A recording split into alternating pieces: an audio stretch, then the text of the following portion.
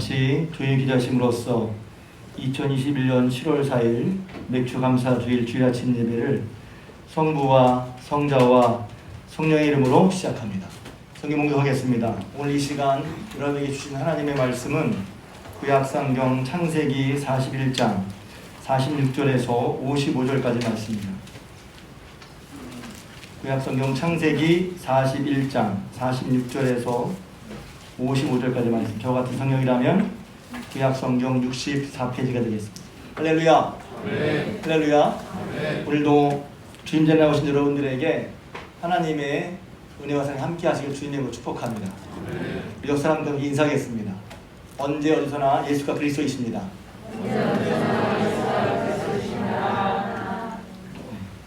한 번 더 인사하죠. 아멘하여 하나님께 영광을 돌립니다. 네. 오늘은 맥주 감사 주일입니다. 구약 성경에 보면 이제 보리를 추수하고 하나의 첫 수확을 감사해서 하나님 앞에 예배 드리는 거 맥주 절기를 지키라고 하셨습니다. 여기서 아마 보리동사 지으실 분은 없을 거예요. 그렇지만 수확하여 살게 하신 하나님의 은혜를 기억하고 맥주 감사 절기를 지키는 것입니다. 구약 성경에 보면 3대 절기에 하나님께서 꼭 내 앞에 보이라고 말씀하셨죠. 그게 유월절, 하나님 고난주간에 겹치는데 맥주감사절, 또 추수감사절입니다. 이 절기는 모두 그 특징이 공통적으로 감사라는 전제를 가지고 있습니다. 이제 물론 느닷없이 막 바쁘게 살다가 감사절이 왔으니까 감사해야지, 감사헌금해야지 이런 분들 계실 줄 알아요. 그러나 그렇다 하더라도 하나님께서는 이 절기를 기억하면서 이렇게 지켜라고 했는데 그 지키라는 핵심이 뭐냐면 감사하라는 하나님의 메시지가 있는 것이죠. 하나님께서 도와주신 것, 하나님께서 함께 하신 것을 알고 고백할 때 고백하면서 감사하라는 말입니다. 또 그것을 알 때 우리가 진정 감사를 드릴 수 있는 것이죠. 신앙은 하나님의 은혜를 전제로 하고 있습니다. 하나님의 은혜가 우리 삶의 도처에 깔려 있는 것이죠. 그 받은 은혜를 알고 감사하는 마음과 태도로 사는 것이 올바르고 건강한 신앙생활의 기본입니다. 우리 신앙의 기초 컨디션 그러니까 또 이상하게 생각이 나는데 우리 신앙의 기본적인 체력이 뭐냐면 감사하는 마음과 태도에 있는 거예요. 그러니까 억지로 감사해라. 물론 그것도 예전에 목사님은 억지로라도 감사해라. 그것도 맞는 말이에요. 그런데 진정한 감사는 어디서 나오냐면 하나님이 내게 해주신 내가 깨달을 때, 알 때 감사하는 거란 말이죠. 그래서 그런 신앙의 좋은 기본 체력, 감사하는 마음과 태도, 그 태도를 가지고 있는 것이 우리 신앙생활에 참 중요한 것입니다. 우리가 하나님을 믿고 사는데 하나님께서 내게 베푸신 일을 내가 알고 감사하고 감사할 때 하나님을 진정으로 섬기게 됩니다. 하나님이 이렇게 해주셨구나 감사하고 또 하나님을 경외하게 되죠. 오늘 말씀드릴 요셉도 마찬가지예요. 그러니까 이제 요셉 얘기하겠지만 하나님은 그에게 주신 은혜를 알았기 때문에 하나님이 자기를 총리로 세워준 줄 알았기 때문에 그것에 감사해서 그 감사한 마음으로 그가 총리하는 동안 하나님을 섬겼다 이렇게도 볼 수 있는 것입니다. 3주째 계속해서 요셉의 말씀을 나누고 있습니다. 지난주 드디어 요셉이 애굽의 총리가 되는 과정을 말씀드렸습니다. 하나님이 함께 하셔서 요셉은 형통한 자로 살았죠. 비록 종으로 팔렸지만 또 누명을 쓰고 감옥에 갇혔지만 하나님이 함께 하셔서 요셉은 형통을 누렸다고 했습니다. 할렐루야. 그러니까 형통한 것이 무엇인지 어떤 것이 형통한 것이 여러분 기억했으면 좋겠고요. 그리고 드디어 그 13년간의 연단 끝에 때가 되어서 하나님께서 마침내 요셉으로 하여금 바로의 꿈을 해석하게 하셔서 기막힌 타이밍이었죠. 그리고 마침내 애굽의 총리가 되게 하셨습니다. 할렐루야. 첫날로 요셉이 성공한 것입니다. 높은 지위에 높은 자리에 올라갔습니다. 출세한 것이죠. 자, 그러면 이제 성경을 다시 한번 보면서 그 성공한 요셉, 출세한 요셉이 총리로서 어떤 모습이었는지 한번 살펴보도록 하겠습니다. 그게 오늘 이제 본문 말씀이거든요. 오늘 46절에 보면 총리가 되어서 그가 애굽 온 땅을 순찰했다고 했어요. 온 땅을 돌아봤다는 것이죠. 또 47절, 48절에 보면 이제 요셉이 꿈을 해석한 대로 7년 동안 흉년이 되면서 많은 토지 소출이 있었어요. 그러니까 그래서 이제 요셉이 총리가 되어서 꿈을 해석한 다음에 말했던 것처럼 그 곡식들을 이제 각 성읍에 쌓아두어 저장하기 시작하고 셌는데 얼마나 많은지 셀 수 없을 정도로 많았다고 그랬어요. 그러니까 요셉이 이제 꿈을 해석하고 대비한 대로 되는 것이죠. 그 중에 이제 요셉은 이제 결혼도 했습니다. 두 아들 낳기도 하고. 그런 다음에 이제 7년이 지나고 53절 4절에 보면 7회 드디어 흉년이 시작됐어요. 그래서 애굽 땅에는 이제 흉년이 들어도 1년 2년 동안 그 앞에 7년 동안 대비했기 때문에 먹을 양식이 있었는데 그 주변에는 곡식이 떨어졌죠. 자, 그러자 어떤 일이 벌어졌냐면 이제 애굽에 있던 사람들도 먹을 양식이 떨어져서 왕에게 바로에게 요구하는 거죠. 우리 먹을 게 없는데 어떻게 하면 좋겠습니까? 그랬더니 바로가 하는 말이 요셉에게 가서 요셉이 하라는 대로 해라. 그러니까 이것도 성경에 그냥 짧은 한마디지만 바로가 얼마나 요셉을 신임했는지, 요셉이 주어진 권한이 얼마나 막강했는지를 단적으로 보여주는 거죠. 가서 요셉이 시키는 대로 해라. 그러니까 요셉이 그때 어떻게 했냐면 그가 말한 정책대로 사람들에게 그 애굽의 백성들의 곡식을 팔기 시작했습니다. 자, 그런 다음에 42장부터 47장까지는 이제 오늘 주제는 아니지만 그 흉년 가운데 이제 요셉을 이제 애굽 아라비아 상인에게 팔았던 형들이 말입니다. 흉년이 들었으니까 애굽에 곡식이 있다는 소리를 듣고 애굽의 곡식을 사러 찾아왔다가 총리가 된 자기가 팔은 총리가 팔았지만 총리가 된 줄은 꿈에도 생각하지 못한 요셉을 만나죠. 그리고 요셉이 그 형들과 여러 가지 이제 일들이 있고 결국은 이제 제가 짧게 다음 주에 말씀드릴 거니까 결국은 그래서 형들과 아버지 야곱과 형들의 모든 식소 조카까지 다 데려와서 이제 애굽에 살도록 하죠. 그러면서 47장 한번 펴보십시오. 47장 애굽이 이제 충분대에서 어떻게 했는지를 좀 한번 보려고 합니다.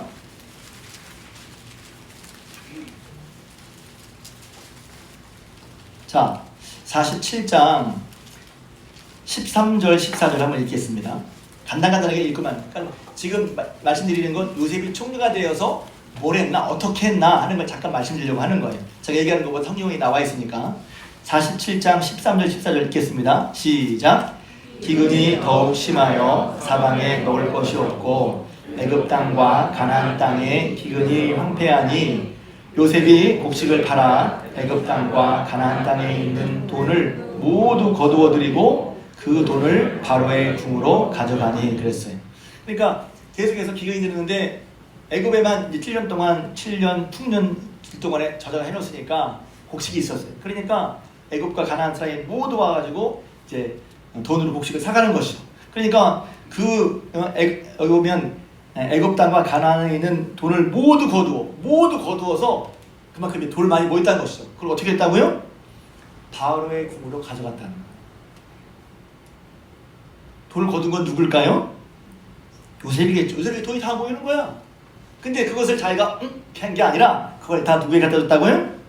바로의 궁에 넣었다는 거예요. 자, 그런 다음에 16절 또 있습니다. 시작. 요셉이 이르되 너의 가축을 내라. 돈이 떨어졌은즉 내가 너의 가축과 바꾸어 주리라. 그 다음에 돈을 잘못 샀어. 아직까지 흉년이니까 있는 돈을 다 팔아도 안 되는 거죠. 그 다음에 팔 게 뭐가 남았어요? 가축이 남은 거죠. 그래서 가축을 없는데 어떻게 하니까 가축을 팔아라. 그래서 가축을 다 사서 다시 곡식을 나눠줬단 말이죠. 그러니까 일부러 안 팔아 이렇게 하는 게 아니라 그 애굽 사람들과 그 주변의 사람들을 되게 곡식 먹을 양식을 댔단 말이죠. 근데 그냥 줄 없으니까 이제 돈 대신 이제 가축을 팔아서 했어요. 자, 그런 다음에도 이제 또 돈이 떨어졌어요. 그러니까 19절 보겠습니다. 19절 읽습니다. 19절 20절 시작.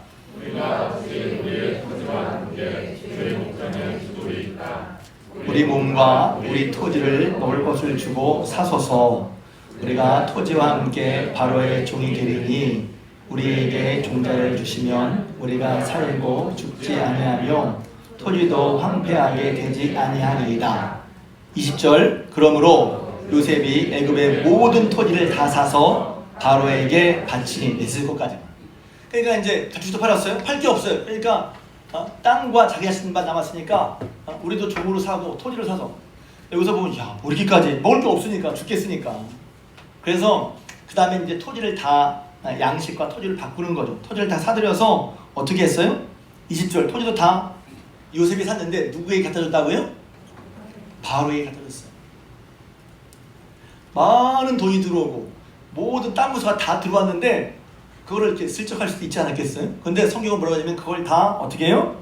바로에게 줬다는 거예요. 더 나가서 이제 땅도 다 팔았어. 뭐만 남았어요? 몸만 남았어. 그러니까 조리니까 거기서 이제 얘기를 하는 거죠. 그래서 어떻게 하냐면 내가 너에게 복식을 줄 테니까 이것으로 농사를 짓고 농사한 수확의 20%만 5분의 1만 세금 내고 나머지 80은 여러분이 가집시오. 이렇게 하는 거란 말이에요. 그래서 26절 읽겠습니다. 26절 시작. 요셉이 애굽의 토지법을 세우매 그 5분의 1이 바로에게 상납되나 제사장의 토지는 바로의 소유가 되지 아니하여 오늘날까지 이르니라. 아멘. 이게 뭔 얘기일지 모르겠어요. 여러분, 그래서 이제 흉년이 지나면서 모든 보신 것처럼 돈도 다 걷어들이고 가축도 걷어들이고 토지도 걷어들이고 그래서 다 그것이 바로의 소유를 만졌어요. 근데 그게 먼저 보일 때는 다 요셉에게 모였단 말이죠.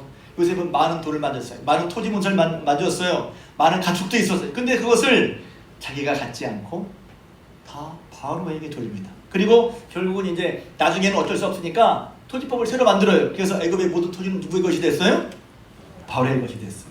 그리고 거기 농사 짓는 건 어떻게 농사져요? 다 줄 테니 거기서 농사를 짓고 80%는 여러분이 백성으로 하여금 애굽 사람들로 하여금 갖게 하고 20% 이제 세금을 내게 하는 거예요. 근데 그것도 후하게 해주는 거죠. 왜? 다 바로의 땅인데.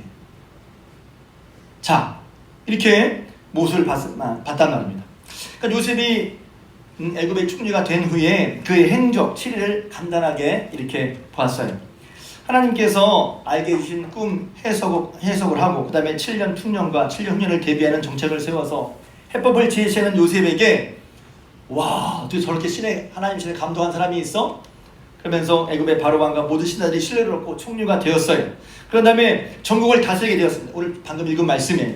그리고 그에게 권세와 지위가 주어졌습니다. 총리는 군사와 경제로 모든 결정권을 다 갖게 되죠.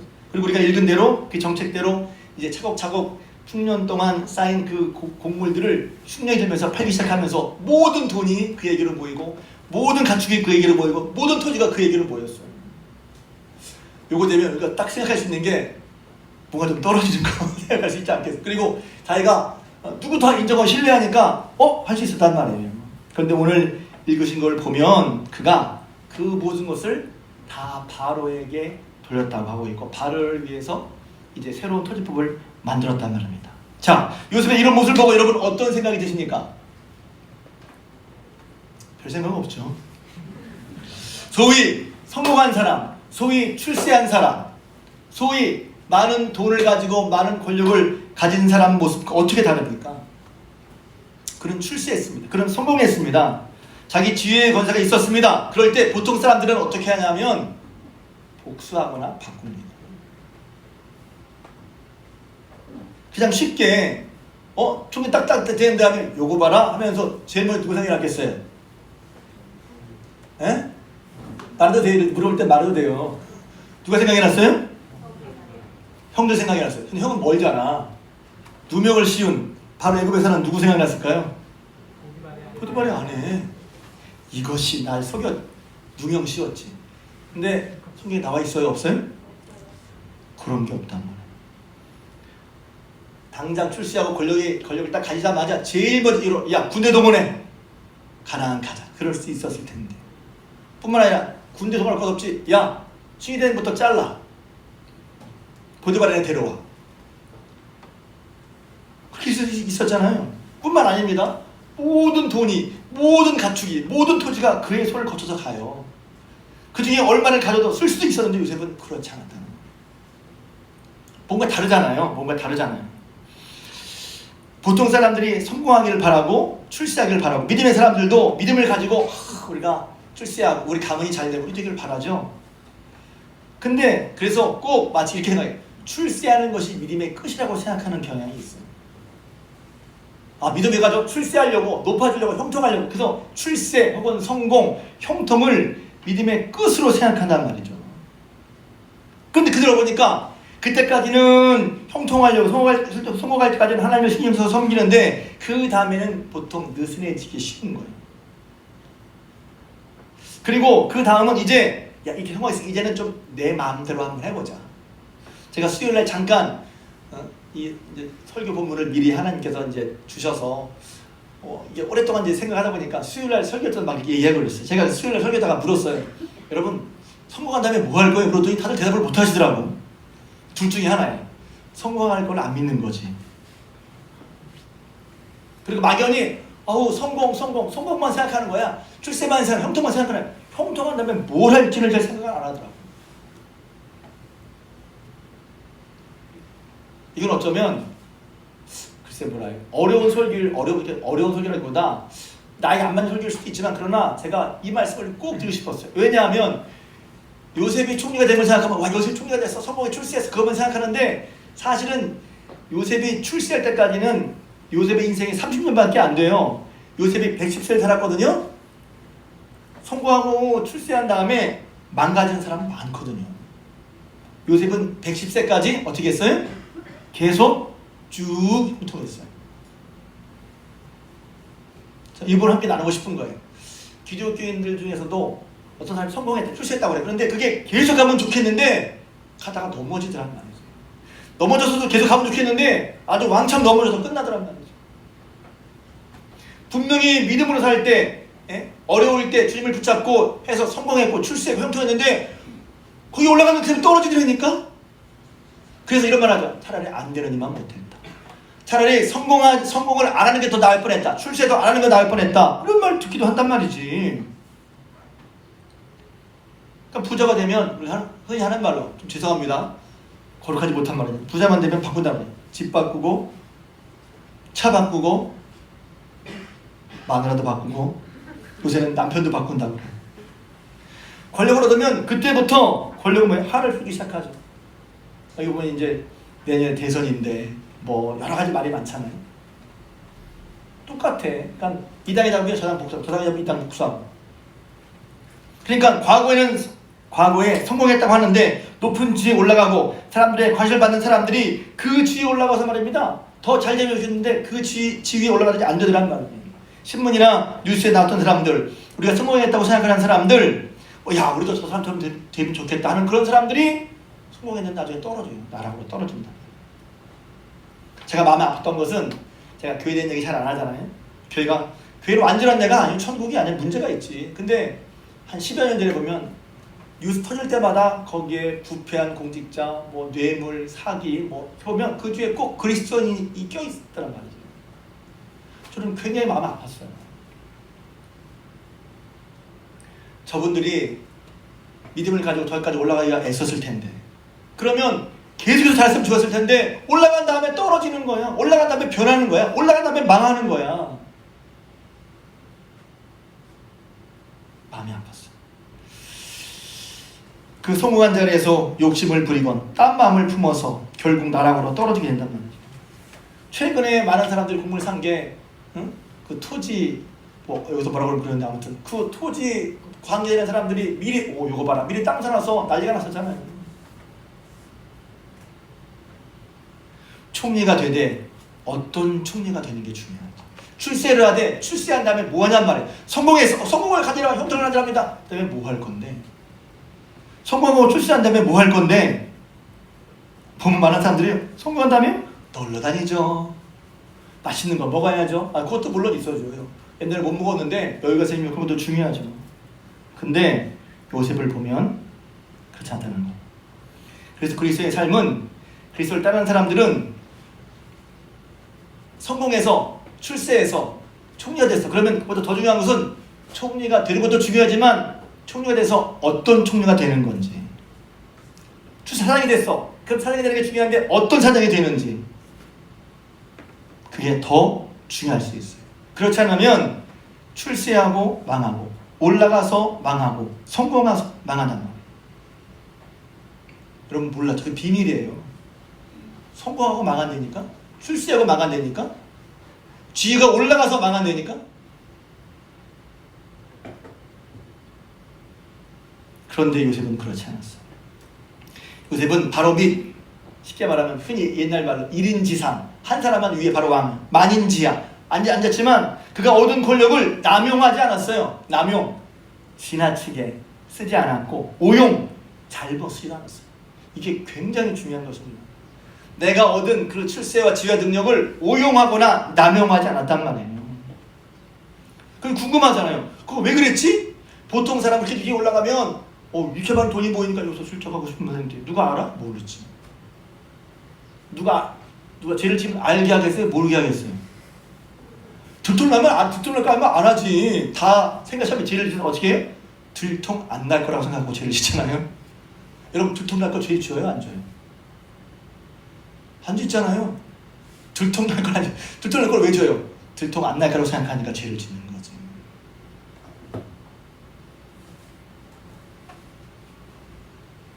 근데 요셉은 말씀한 것처럼 그렇게 하지 않았어. 왜 그랬지? 왜? 요셉은 알았다는 거야. 뭘 알았어요? 내가 총리가 된 건 내가 잘해서 내 능력으로 된 것이 아니라 하나님이 나를 세우신 것을 요셉이 알았단 말이에요. 이 부분이 중요한 거예요. 출세했어? 그럼 출세했으면 나를 성공했어? 형통했어? 형통하게 해서 하나님을 기억해야 되는데 그 다음엔 잃어버려. 그러니까 그 다음부터 형통한 다음에 눈이 뻘개져가지고 이제 뭐 할까? 뭐 살까? 뭐 먹을까? 뭐 놀러 다닐까? 그렇게 하기 쉽다는 거예요. 그런 걸 누리기 나쁘다는 게 아니라 하나님을 잃어버리고 거기에만 앞선단 말이에요. 그러니까 보통 성공이 끝이라고 생각하니까 그런 거예요. 신앙을 보도 마찬가지예요. 어쩌면 우리가 성공해서 뭘 하겠다 이런 말을 물은 여러분 있어요? 하나님 형통을 주세요. 출세하게 성공해 주세요. 그래서 뭐 할 건데? 이 뭐 할 거라는 걸 생각을 안 한단 말이지. 그저 형통만, 그저 출세만, 그저 지위만, 그저 잘 되게만 해달래. 잘 된 다음에 뭐 할 건데? 이 생각은 잘 안 한단 말이죠. 그래서 다시 말씀드리지만 자기의 지력과 지위에 성실했어요. 이게 요셉에게 배울 수 있는, 잘 보이지 않지만 요셉에게 배울 수 있는 가장 큰 장점이에요. 처음에 제가 요셉 얘기를 할 때 입시적인 인물이 갔죠. 야, 저가 저기 잘 됐구나. 왜 잘 됐지? 여러 가지 이유가 있어요. 그 중에 하나가 성실한 거란 말이에요. 성실한 거. 그의 큰 장점은 성실했어요. 종 시절에 주인에게 성실했어. 보디발의 아내가 눈치채라도 내가 왜 내 주인 종에게, 내 종에게 다른 보디발이 내 주인이 다른 건 다 먹겠지만 당신은 아니야. 좀 눈 감고 한번 청을 들어줘서 그것을 이용해서 자기의 목표를 삼을 자기의 이권을 취할 수 있었지만 그렇게 안 했다는 거예요. 자기 주인 보디발에게 성실했어요. 뿐만 아니라 그것은 하나님 앞에서 성실한 거예요. 내가 어찌 이 일을 이렇게 일해서 하나님 앞에 죄를 짓겠느냐. 하나님과 함께하는 것에 제가 지지난주 설교하면서 하나님과 함께하자는 성실함이 바로 무엇이? 하나님께 합당치 않은 일은 하냐. 아무리 어려워도 하나님께 합당치 않은 짓은 안 할 거라는 거예요. 왜? 하나님과 함께하셔서 형통하고 누리고 있으니까. 뿐만 아닙니다. 감옥에 갔어. 간수장에게 또 성실한 거예요. 총리가 됐어요. 총리 됐더니 이제는 자기가 많은 돈과 또 가축과 토지가 다 보이지만 그러나 누구에게 성실한? 바울에게 성실했어. 그래서 바울에게 다 갖다 바쳐. 어떻게 보면 이거 미련해. 그거 사람 부족하지 왜 그걸 그래? 그런 생각을 누구나 할 수 있어. 그런데 바울에게 성실했단 말이에요. 성공해서 그걸 잃어버리면 성공하면 뭐 할 건데? 성공한 다음에 기분 폼 좀 잡지. 돈 많이 벌면 뭐 할 건데? 놀러 다니고 마시고 사먹지. 여행 다녀야지. 세계 여행 다녀야지. 승인하면 뭐 할 건데? 위세 좀 떨어야지. 차 좀 바꾸고 잘난 체 좀 해야지. 그게 목적이. 그럼 망한다. 그럼 망한다니까. 행복하지 않아요. 요셉이 왜 이렇게 성실했을까? 제가 좀 이따 말씀드리겠지만 요셉은 그걸 안 거예요. 이게 내가 아니라 하나님이 나를 세우셨고 나를 세우신 목적이 있다는 걸 요셉은 놓지 않아요. 그러니까 하나님께 계속 성실한 거예요. 그가 어려웠을 때나 힘들었을 때나 시험 들었을 때나 총리에서 잘 됐을 때에도 요셉은 하나님 앞에 성실했단 말이죠. 그러니까 하나님의 뜻에 따라서 자기의 주어진 권력, 자기의 주어진 지위에서 하나님 뜻에 따라 썼지 그걸 넘어서 남용 잘못 쓰거나 오용 잘못 쓰거나 넘어서 지나치게 쓰지 않았단 말이에요. 저는 이런 생각도 해봤어요. 이제 말씀을 들어보니까 만약에 말입니다. 높은 지위와 권력을 가진 요셉이 마음에 한을 품었어. 무슨 한을 품었어? 너 그렇게 여자가 참 못했어. 보디발의 말이지 말이야. 나한테 누명 쓰였어. 여자 하나를 품었다고 생각해봐요. 그 다음부터 여자는 여자라고 하면 그냥 권력을 눌러버리는 거예요. 자, 지위와 권력을 가진 사람이 어떤 잘못된 마음을 품었어요. 그러면 그 사람 때문에 다 괴로운 거죠. 복수의 마음을 품었어. 그러면 그 사람 때문에 복수의 마음을 품은 그 사람이 하나님의 뜻과 상관없이, 총리로서 해결 상관없이 복수의 마음을 품었으니까 이것을 내가 정권에 칼을 가지고 다 잘라야지. 그럼 그런 나라가 행복하겠어요? 그런 국민이 행복하겠냐? 다음 시간에 제가 얘기할 텐데, 야, 요셉이 어떻게 자기를 팔은 형들을까 용서할 수 있었을까? 그럼 다음 시간에 얘기할 거예요. 우리는 그거 절대 용서 못해. 여러분 여기서 내 누구 있는데 절대 용서 못해. 이런 분 있을 수 있잖아요. 요셉이야말로 정말 용서 못할 사람이에요. 근데 요셉이 용서했다니까. 그러니까 우리는 나 용서 못해 이게 아니라 요셉이 만약 용서하지 않고 가지고 있었으면 어땠을까? 자기가 가진 권력과 지위 때문에 요셉 주변에 있던 사람이 불행했을 거란 말이에요. 불행했어. 불행해. 잘 생각해 보세요. 그래서 권력과 지위를 갖다는 것은 결코 좋은 일이 아니에요. 책임감 있는 일이란 말이에요. 근데 거기서 아무튼 요셉이 그렇게 엇나갈 수 있었고 몰면 딴 생각 풀 수 있었는데 요셉은 그렇지 않았다는 거예요. 왜 그랬을까?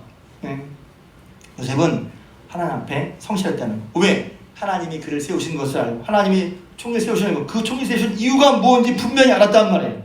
다음 시간에 구체적으로 얘기하겠지만 그것을 모르고 어떤 고백이 할 수 있냐면 창세기 45장에 보면 성경을 아시는 분 유명한 얘기죠.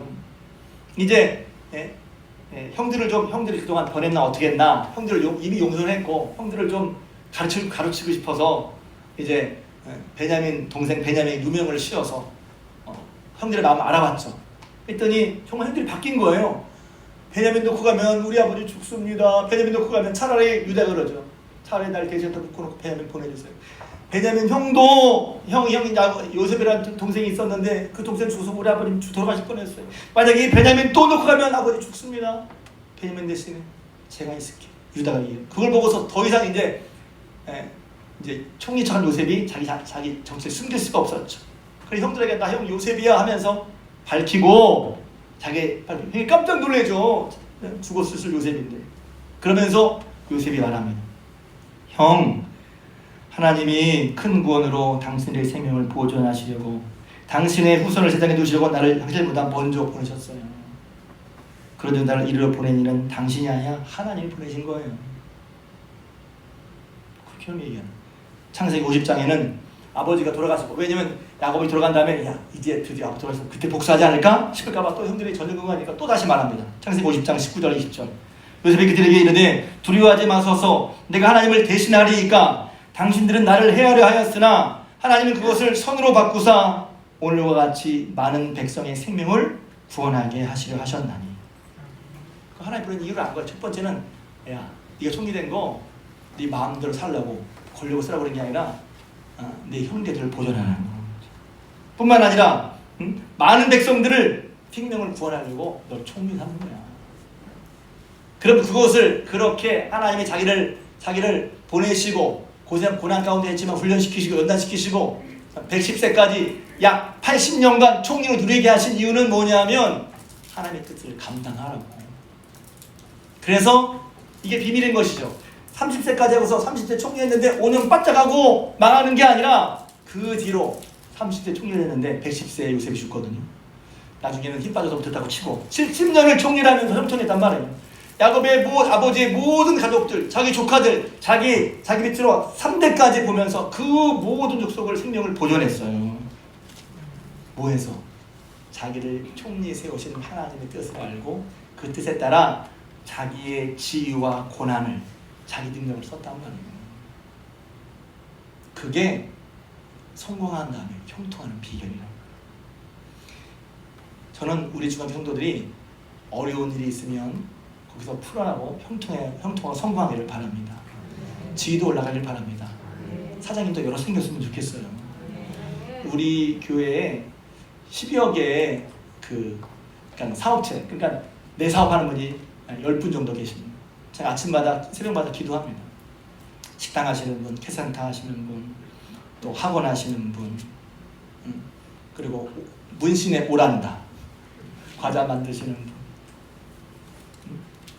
또 과일 사업 하시는 분, 가구 만드시는 분, 공구상. 그럼 대충 이제 10 정도 돼요. 오너, 쉽게 말하면 오너야. 그래도 오너.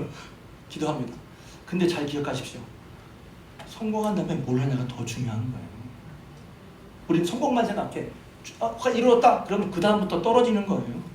요셉은 뭘 보여주냐면 그가 어려운 가운데 13년을 인내해서 총리가 된 것도 중요하지만 총리가 된 다음에 그가 하나님과 사람에게 자기 맡은 직분에 성실하게 감당해서 그 총리로서 형통함을 쭉 이어갔다는 데 있다는 말이에요. 이걸 놓치면 한 번 성공하고 망해. 한 번 형통하고 망해. 이걸 놓치면 여러분이 성공하고 형통하려면 형통하기 위해서 무엇 때문에 형통하고 성공하려고 합니까? 무엇 때문에 돈 많이 벌고 싶어 해요? 그 목적과 하나님이 여러분에게 복 주신 목적과 맞는지 한번 생각해 보세요. 우리는 하나님 믿다면서도 복 받은 다음에는 그 다음엔 하나님의 뜻을 생각하지 않아. 복 받으니까 이제 내 마음대로 살아봐야지. 복 받기 전까지는 뜻대로 하는데 복 받은 다음에는 마음대로 하려고 그러니까 복 받고 망하는 거. 망하기 쉬워요. 왜? 내 마음대로 뜻대로 살려고 하니까. 요셉은 보여준 거죠. 우리에게 이야 어려울 때 고생은 13년 했지만 그러나 그가 하나님 앞에 성실해서 자기에게 주어진 지위, 권력, 실력 주어진 그것으로 뭘 하는가? 요셉은 알았단 말이에요. 요셉은 하나님이 자기를 세우시는 줄 알았어요. 그렇기 때문에 평생 하나님을 경외하며 하나님의 뜻을 이루려고 살았단 말이죠. 그가 높아진 것은 그가 총리가 된 것은 세상에서 행세하는 게 목적이 아니었어요. 사람의 존경을 받았지만 존경받는 게 목적이 아니었어요. 권력을 얻었지만 권력이 목적이 아니었어요. 많은 돈을 만지고 지도자의 총애를 받았지만 그것이 목적이 아니었단 말이에요. 자기를 보내신, 자기를 세우신 하나님의 뜻을 이루는 거. 이 소명, 이것이 분명이기 때문에 그는 많은 돈이 와도 흔들리지 않았어요. 사람 많은 돈 앞에 흔들립니다.